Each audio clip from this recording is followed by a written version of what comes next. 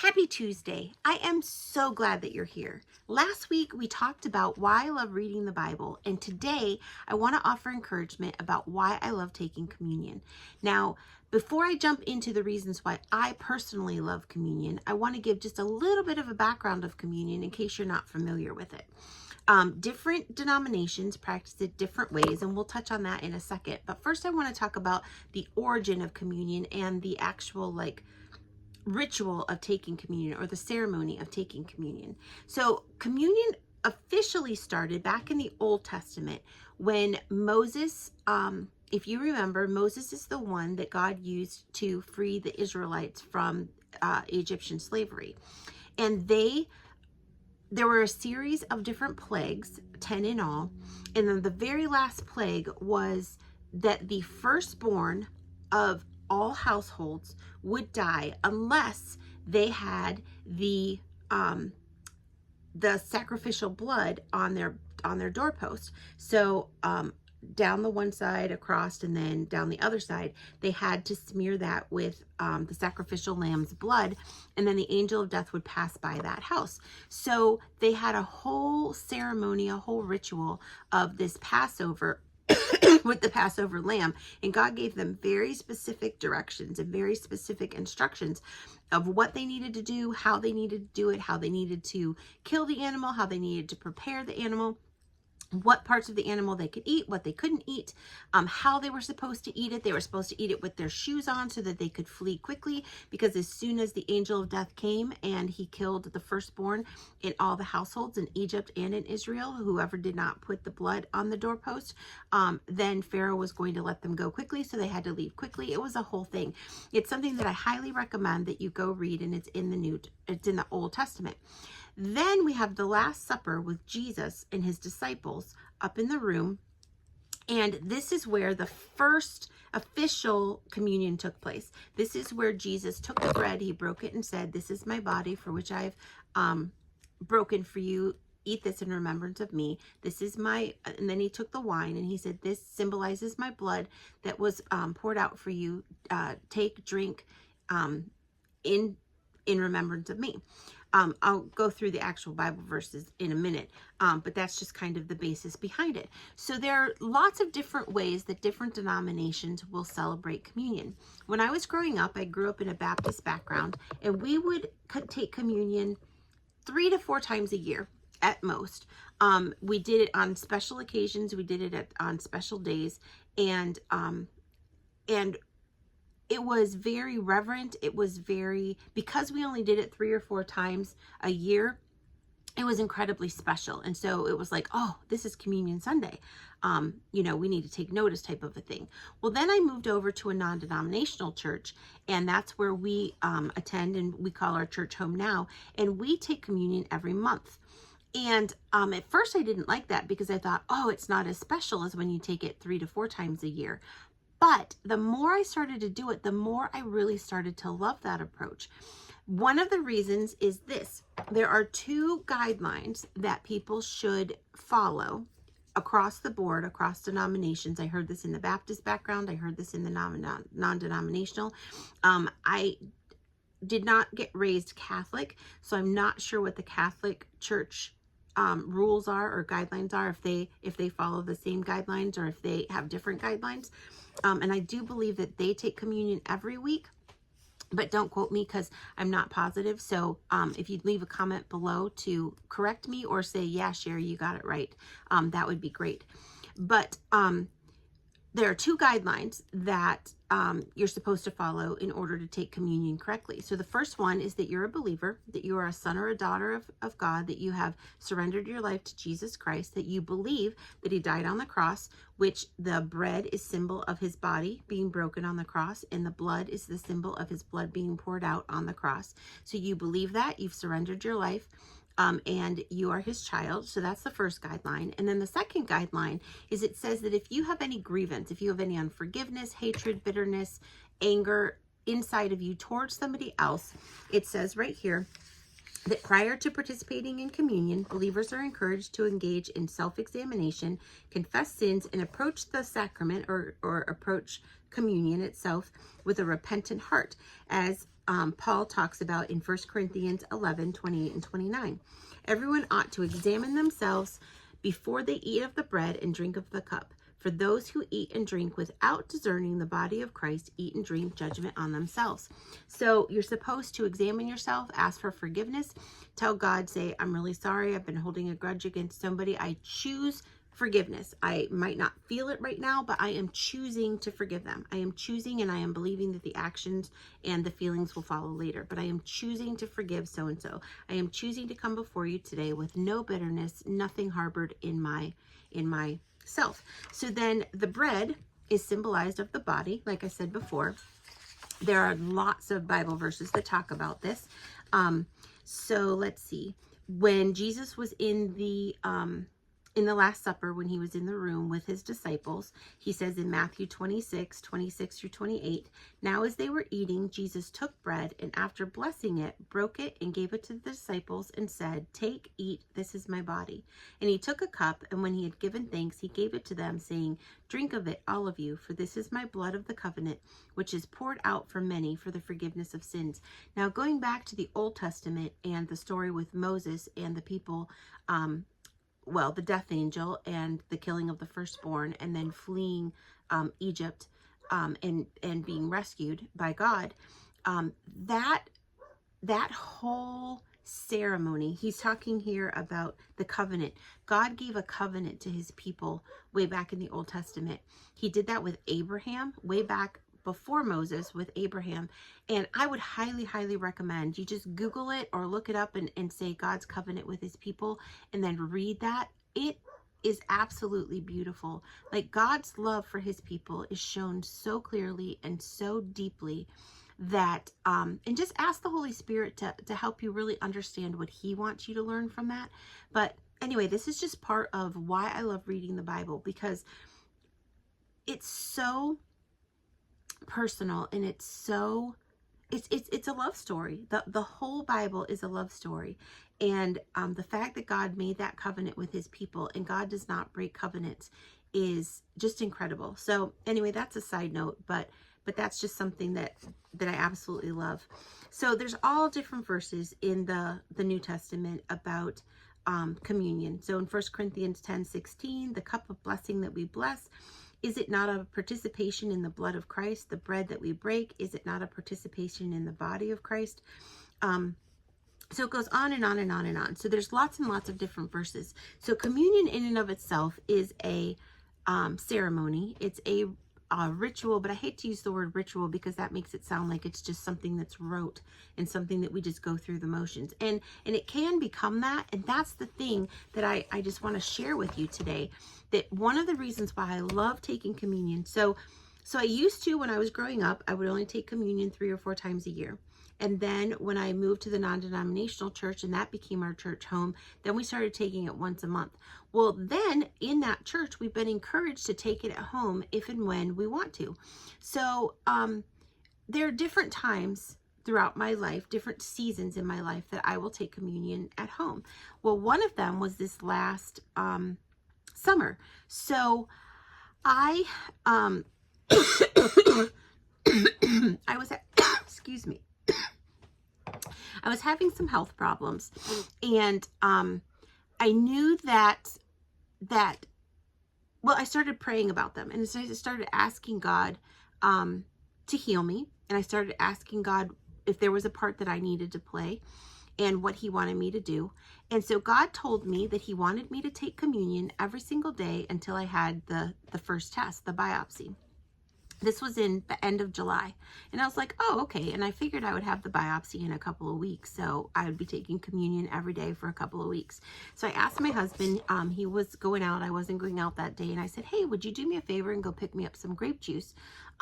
Because I want to start taking communion. Now, do you need grape juice? Absolutely not. You can take it with apple juice. You can take it with water. You can take it with whatever you choose to take it with. It's not the juice that's important. It's not the type of bread that's important. It's what it symbolizes, and it's doing it in act of reverence. But I wanted to do grape juice because grape juice or wine symbolizes Jesus's blood, and that is what you typically do at church. The Catholic Church, they might use wine. Again, I'm not sure what the Catholic Church does, but all the other churches that I've done it with, the Baptist Church, the non-denominational church, they all use grape juice. And so when I can, I'm prepared and I do grape juice. So again, I thought it would just be a couple of weeks. I'd have the biopsy and I would be done. Well, it turns out the biopsy wasn't scheduled until October 10th. So I was talking all of August, all of September, and part of October. I'm like, okay, this is cool. Glad I got a whole bottle of grape juice. And actually, the funny thing is that I had ended up going to the store myself that day and not knowing if he was able to pick one up or not. I picked myself up some oyster crackers, and I picked myself up a bottle of grape juice. So I'm so glad I did, because God knew that I would need 2 bottles of grape juice to get through the communion period, not just 1 bottle. So the thing that I love about it, so going back, you can use whatever you want. You can use a Dixie cup, you can use a regular cup, you can use whatever you want. But I happen to love my communion cup. Now, this is a shot glass, and so a lot of people will be like, oh, you're using a shot glass? I bought this specifically for communion. So this is my communion cup. And the thing that's so funny is that my kids grew up seeing these cups, and they knew they were communion cups in our household. So this is my communion cup. I bought it specifically. I looked around, I hunted, just like I do with my blessings journal, and how I have to have that right journal, the right colors, the right pattern, the right everything. I had to have the right communion cup, and this is my communion cup. I used to have 2 of them. One of them got broken, so I guard this one with my life, because I'm not sure if I can go back and get another one. But because I don't even completely remember the store that I got it from. I remember the town, but I don't remember the store. But this is my communion cup, and I absolutely love it. And it just makes communion that much more special for me. And then I take a jar and I put, as you can see, this was full, but I'm not completely done yet. It is, when I'm taping this, it is the end of September, so I still have 2 more weeks until October 10th. But I fill this jar with oyster crackers, and then I just stick it on my counter. So I have my oyster crackers on my counter, and then I have my communion cup over by my coffee pot. And so it's just ready and there for me to remind me, take your communion today. Well, so that in and of itself is well and good. But I realized this week how much I love taking communion on a daily basis here at my house. One, it is a great reminder for me to not hold grudges, to not allow any type of anger or bitterness or hatred or unforgiveness plant itself in my soul. I did not realize that I was harboring a seed of bitterness for years.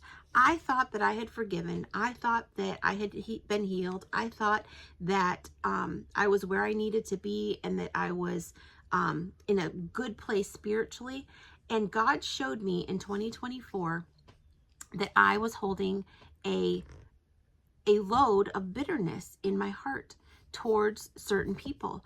And he broke me free from that bitterness. And I'll tell you what, just like when he filled me with his peace, I was like, I never want to not feel this again. When I have felt his joy, not just happiness, I want that feeling again. It was the same thing. When he broke me free from that bitterness, I do not want to allow one tiny seed of unforgiveness to plant itself in me, because it's just not important. It's just not worth it. So during this time of communion that I've had from the end of July to October 10th, Satan was doing everything that he could to try to get division and try to put the spirit of strife, the spirit of unforgiveness, the spirit of bitterness inside of me. I was struggling with a certain relationship, and I was struggling with certain things in that relationship. But every day I was taking communion, and every day I had to give it back to God. Every day I had to say, God, I don't think that this is fair. I think that I'm getting the short end of the stick. God, I'm really angry. God, I don't want it to be this way. God, why aren't you taking care of this? God, do you see what they're doing? Every single day. And I would say, but I choose forgiveness. God, keep my heart soft. God, I want to come before you and take communion with a pure heart. God, you know how I'm feeling, but I'm choosing forgiveness. I'm choosing forgiveness, and I know the feelings will come. And I have to tell you that I am 100% convinced that because of that obedience, because of taking communion every single day, it stopped what could have been a downward spiral that would have quickly gained momentum and could have really created an upheaval in my life and in my heart. And God eradicated it. When we choose to lay down our feelings and our motives and our motivations, and we choose to do it his way, he blesses that time and time again. So that is first and foremost why I absolutely love taking communion, because it keeps my heart soft. It keeps me in check of, is there anybody that I'm feeling this unforgiveness towards? Is there anybody that I'm feeling anger towards? And if so, it helps me take care of it right away. The other thing is, like I said, I had health problems. And so every day, so I would start out by getting my juice ready, getting my bread ready. I would pray, search myself, make sure that I'm not holding unforgiveness or bitterness or anger towards anybody. Thank God for that. Or ask him to tell him that I'm making the choice not to. And then I would take the bread. And the bread is the symbol of God's body, or Jesus's body. And it was broken on the cross for us. And in Isaiah 53:5, it talks all about Jesus and why he came to earth and what his purpose was. But in 53:5, it says, but he was pierced for our transgressions. He was crushed for our iniquities. The punishment that brought us peace was on him, and by his wounds we are healed. So every day when I take communion and I take that bread, I say, Lord, by your stripes I am healed. Not I can be healed, I should be healed, I would be healed, I might be healed. By your stripes I am healed, and I thank you for that healing, and I know that I will see the manifestation of that healing, that I will see the physical results of that healing in your timing, and I thank you for that. And then I would take the bread. And then when I do the cup is a symbol of his blood, and so that's for the salvation. So he shed his blood for our salvation. And so I thank him for his salvation. I thank him for the family members that I have that serve him and that love him and that are have surrendered their lives to him. And then I sit there and I pray for specific people, friends and family of mine, that I'm not sure about where they are with their walk with God. And I pray specifically, I name them, and I thank him that he loves all of us. And then I take the blood. So every single day, it takes 5 minutes at the most, but every single day it helps me to stop. It helps me to keep my heart soft. It helps me to say thank you that he has healed me. And it reminds me to pray for those that I love, that I am prayerful and diligent, and my heart so badly wants my friends and family to know the love of God the way that I do. So that is why I love communion. And it just hit me this week. I've been doing it, like I said, this is the last week of September. Next week starts October. I have 2 more weeks. As of yesterday, I have 2 more weeks until the biopsy. So I have 2 weeks left to go with communion. So I've been doing it since the end of July. And just this week, it hit me how much I love communion, how much it has just really touched me, and how much I have learned from it this season. Will I take communion every single day? I don't know. Maybe. Whatever God tells me to do, I'm going to do. And sometimes I'll just do it because I just really want to do it. But I know that I have truly treasured doing communion, taking communion every single day for this season. And it has just, it's just been a real blessing. And so I just wanted to pass that blessing and that encouragement on to you today. If you liked this video, hit the like button. If you would subscribe, I would greatly appreciate it. Look down below for all of the links to websites and the podcast and my my website, the membership, all of that good stuff. And if you would share this with a friend, I would truly appreciate that too. So have a great rest of your day. Have a wonderful week. And let me know in the comments if communion is something that you take regularly, if it's something that you do regularly, and what your thoughts are about it. Have a great rest of your week, and I will talk to you next week.